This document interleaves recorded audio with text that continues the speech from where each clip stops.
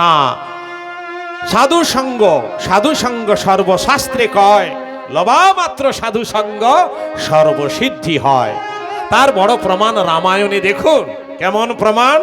না, যখন মা কইকেয়ী আর তার সন্তান যথা সেই কৌশল্যার গর্ভে জন্মালেও ওরা রাম, ভরত, লক্ষ্মণ, শত্রুঘ্ন চারটি ছেলে ওই কৌশল্যা, কইকেয়ী এবং সুমিত্রা মায়েদের নয়নমণি, রানী মায়েদের সকলের যেন নিজের পুত্র, নিজের পুত্র।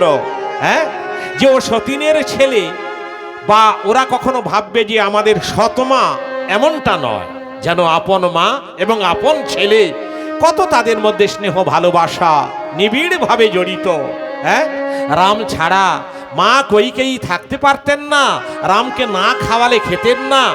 রাম যেন নয়নমণি, মা কইকেয়ী কেমন। কিন্তু কুসঙ্গের প্রভাবে কুরূপা মন্থরা কুঁজি তার যখন আশ্রয়ে গেল, তার কুমন্ত্রণা বাণী যখন কানে এসে গেল, কুসঙ্গের প্রভাবে রামকে হারাতে হলো। হ্যাঁ, কুমন্ত্রণা দিয়ে রামকে তাড়িয়ে দিলেন বনবাসী। মন্থরা মন্ত্রণা দিলেন কইকেয়ীর কানে, আর কইকেয়ী রামকে বনবাসে দিলেন ওই মন্থরা আর কুমন্ত্রণার প্রভাবে। তাহলে কি হলো? না, কুসঙ্গের জন্য রাম ছাড়া হয়ে গেল, রাম হারাতে হলো, ভগবানকে হারাতে হলো। এবারে সুসঙ্গের প্রভাবে ভগবান কেমন আমাদের হাতের মুঠোয় এসে যায় দেখুন। বিভীষণ যে রাক্ষস কুলে জন্মেছিল, রাবণের ভাই বিভীষণ, কেমন, যাদের মধ্যে সেই ভক্তি ভাব ছিল না, যাদের মধ্যে হানাহানি কাটাকাটি, হ্যাঁ, এমনকি পরনারী হরণ, রাবণ সীতা দেবীকে হরণ করে নিয়ে গেল। সেই রাবণের ভাই বিভীষণ, সে কেমন ধার্মিক হলো দেখুন। ভক্ত হনুমানজির সংস্পর্শে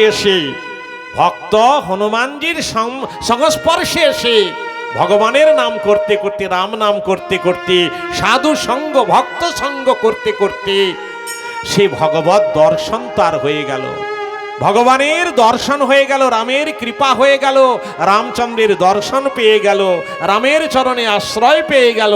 সে কে? রাক্ষস কুলোদ্ভব, সে হলো বিভীষণ।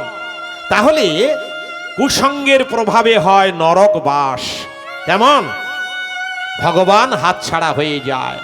আর সৎসঙ্গের প্রভাবে হয়ে যায় স্বর্গবাস, ভগবান হাতের মুঠোয় এসে যায়। এইটা আমাদের